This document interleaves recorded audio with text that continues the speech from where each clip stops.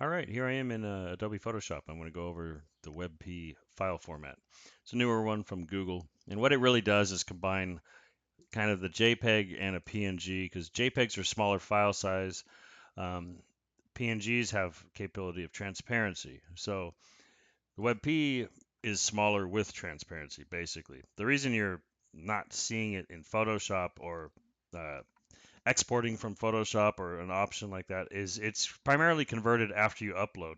It's developed by Google. Shopify uses it. Wix, WordPress, all the big players are using it, but we're not even seeing it in Photoshop yet.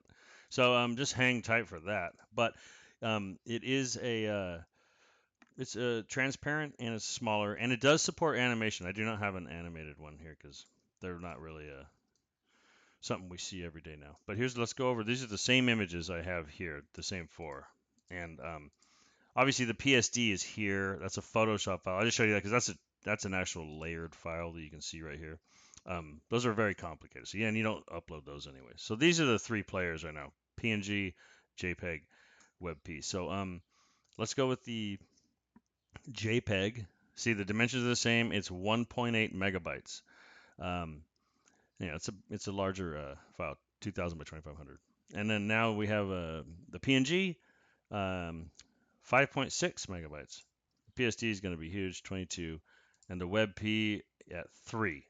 So we had a JPEG at 1.8, PNG at 5.6, and this guy coming in at 3. So it's literally like as advertised. It's like a combo of a JPEG PNG.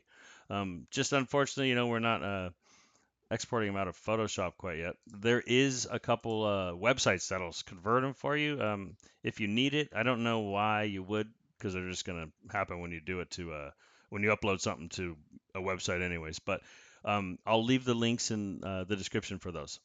All right, hope that helped. If it did, hit like and leave me a comment. Thanks.